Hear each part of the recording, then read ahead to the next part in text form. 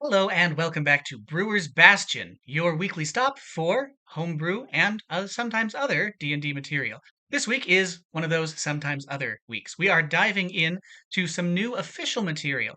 Forgotten Realms Heroes of Faerun book from Wizards of the Coast has some interesting new player options, and the one I'd like to focus on today is circle magic. So, let's go over what circle magic is and how you can use it best at your table. Circle magic is when you cast a spell using one or more secondary casters to enhance that spell's effects. There are various eligible spells, basically any spell that has a casting time of either one action or 1 minute or longer, and is cast using a spell slot. So you can't use cantrips with this.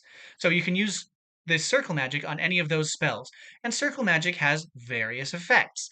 You can increase these effects based on the number of secondary casters you have, but let's go over some of what these effects do. You have Augment. When you cast a spell with a range of at least 5 feet, you can increase the range of the spell by 1,000 feet per secondary caster contributing to the spell. Big range increase. 2. Distribute.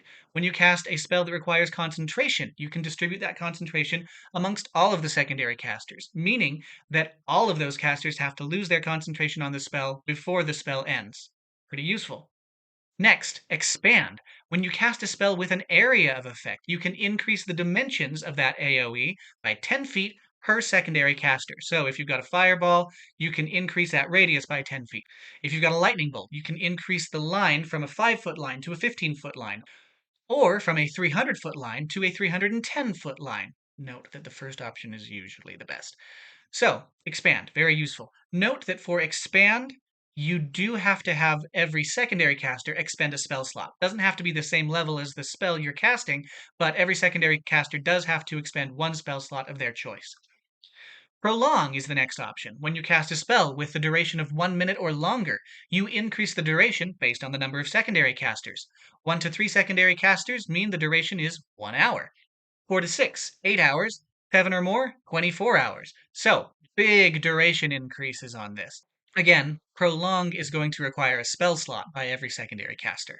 Next up, Safeguard. When you cast a spell that has an area of effect, you can carve out a safe zone within that AoE that is unaffected by the spell for its entire duration. So whether that's a spell such as Zone of Truth and you want to carve out a little area where you can lie, or Fireball and you want to make sure that your allies are safe within little areas of the spell, you can make sure that there are areas of that spell that are unaffected. Also, if the spell is a continuous spell and the spell moves, say it's centered on you and it moves with you, the safe zones that you carve out move with the spell. Next, Supplant.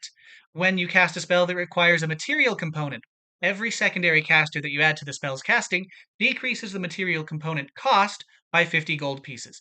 Note this only counts for material components that are going to be expended by the spell. So if you've got a spell like Summon Fae, for instance, that requires a 300 gold piece gilded lotus or something like that, it's not going to work there because that lotus isn't expended by the spell.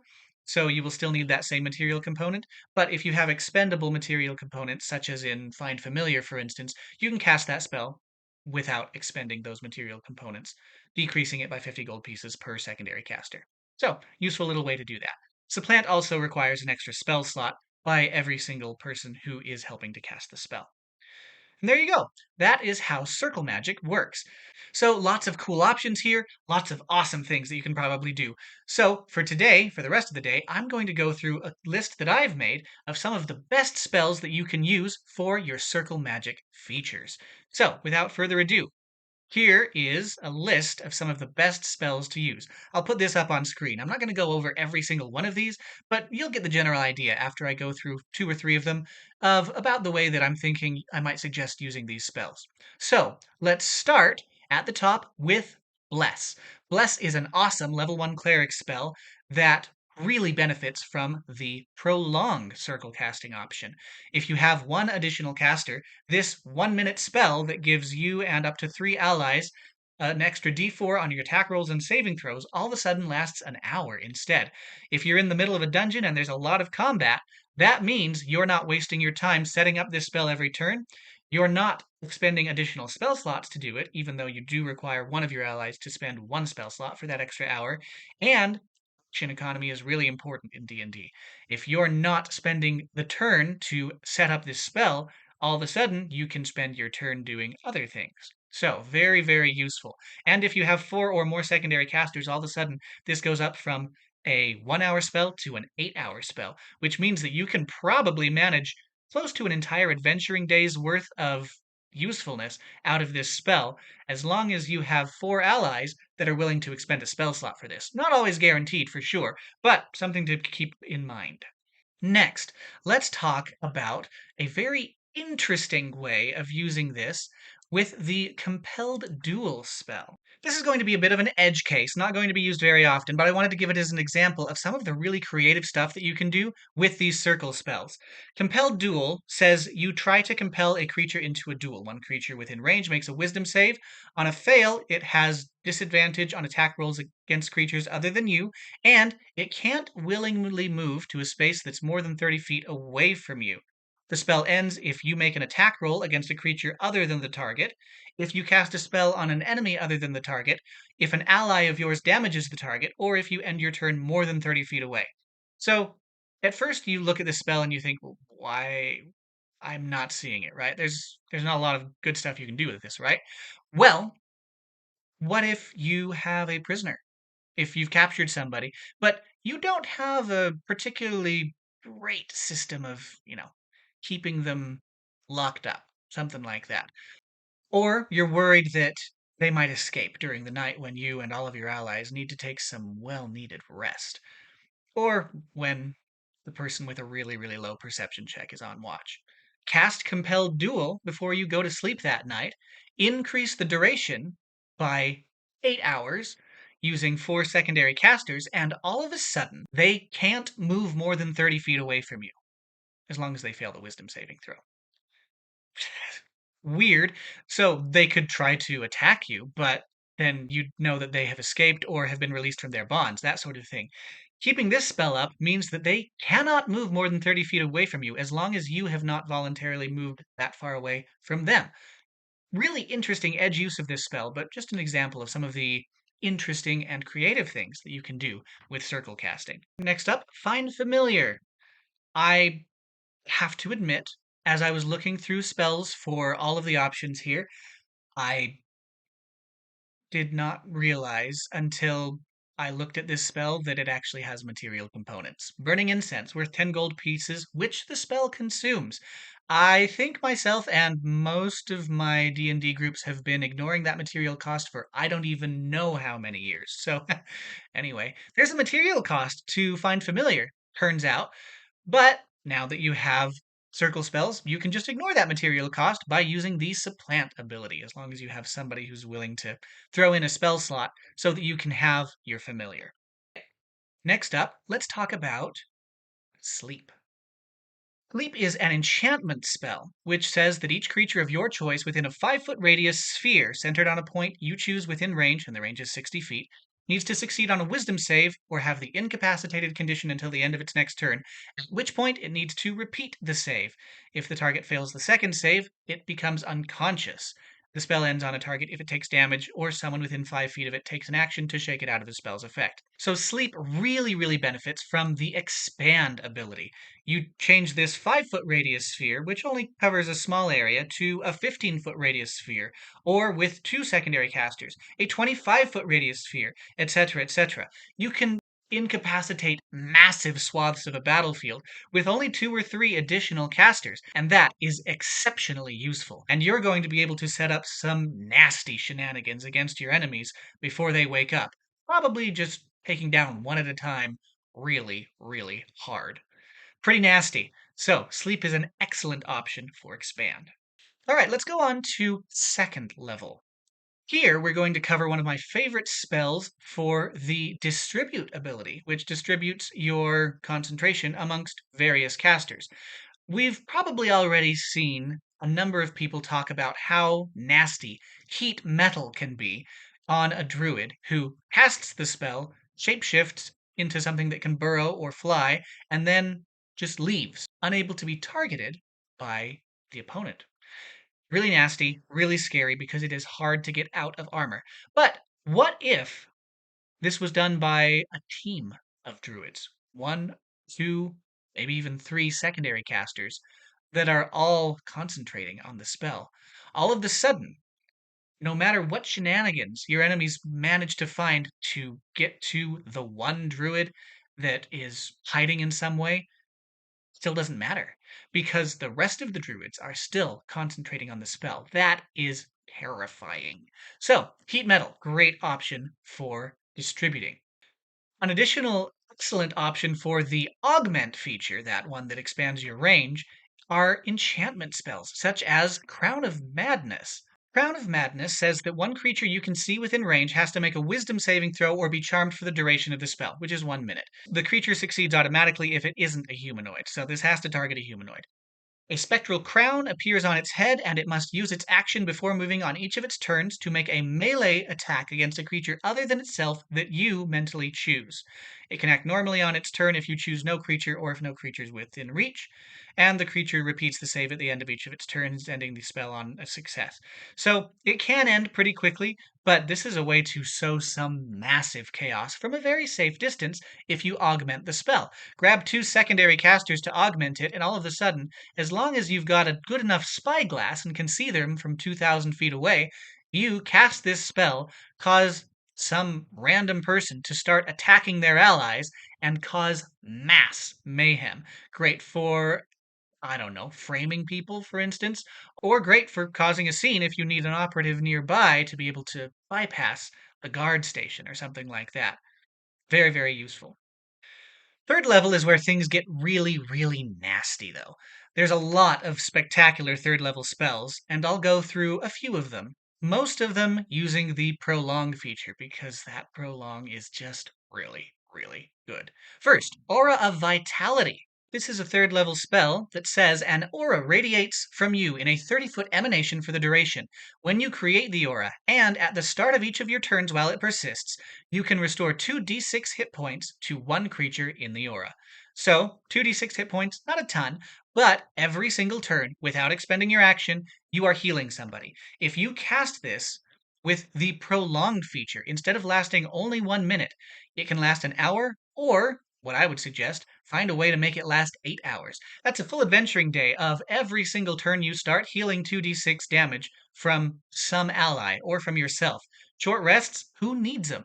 You are going to be healing 100% after every single combat because you just take a minute and you're healing for 10 times 20d6 hit points? Boom. That's crazy. So, this is an awesome spell to be able to have active consistently over the course of a day. And you're starting to get a sense for how this prolonged stuff can really, really make your buff spells incredible. Haste is another awesome option where they get an extra action, additional AC, and additional movement speed, and all of a sudden it lasts for more than a minute. That's really, really powerful if you have a hasty barbarian or fighter on the battlefield for every single combat. Terrifying. Now, Revivify is also an excellent third level option for the supplant ability. It requires a fair amount of gold investment, but if you have enough secondary casters, you can just cast it for free. Get your dead teammate right back up again for a whole lot less money than you would have had to spend before. Again, really, really useful options.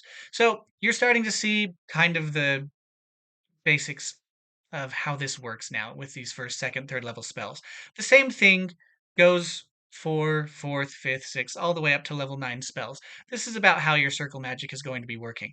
One very, very special, niche, but terrifying option I do want to discuss, however, is Delayed Blast Fireball.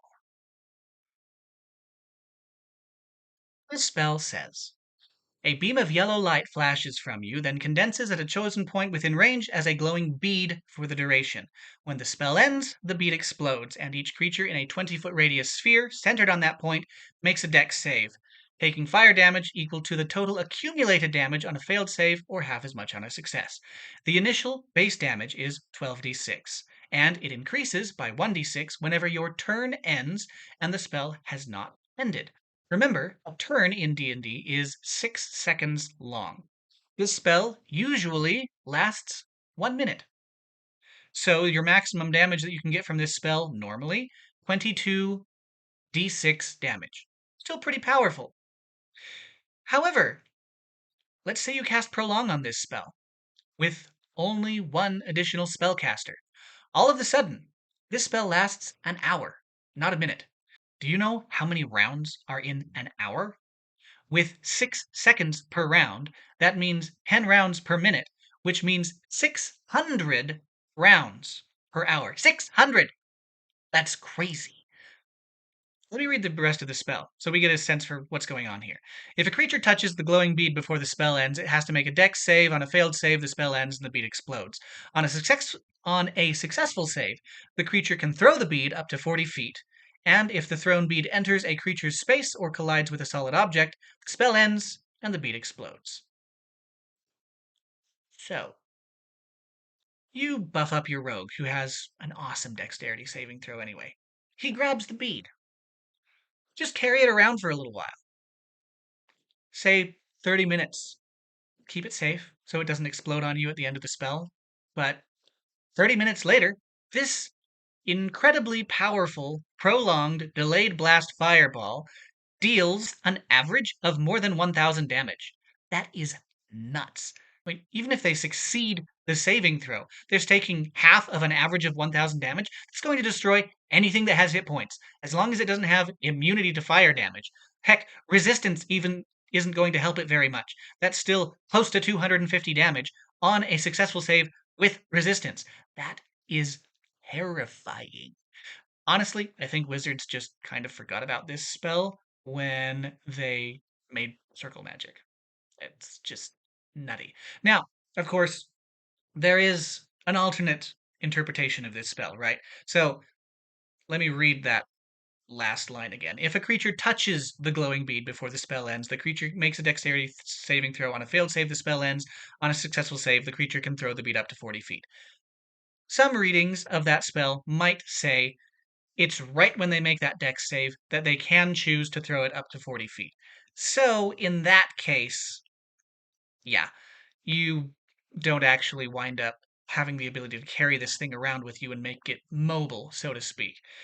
In which case, you just have to use it as a way to set an ambush, which is still quite doable and very, very powerful. So, I mean, talk with your DM about this, obviously, because this is really, really busted. But rules is written, it totally works. So, if you want to be dealing thousands of damage with a single spell for the low, low cost of one secondary caster who has to expend nothing more than a first level spell slot, Delayed Blast Fireball is your guy.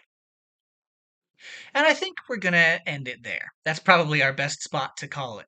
But circle casting seems incredible. I'm really, really excited to use this in my own campaigns, and I'm excited to see what you come up with yourself. Tell me in the comments below what spells you're most excited to use for your circle casting and how you intend to use them. I'm excited to hear your ideas and probably use a few of them on my own campaigns. As always, thanks for watching. If you liked this video, make sure to like and subscribe, and if you want to look at some of my homebrew options, check out my Patreon. The link is in the description. Big thanks to my patrons on Patreon for making this video and all of my videos possible. Couldn't do it without you, and really, really appreciate the support. If you'd like to support me on Patreon, go ahead and check out that link.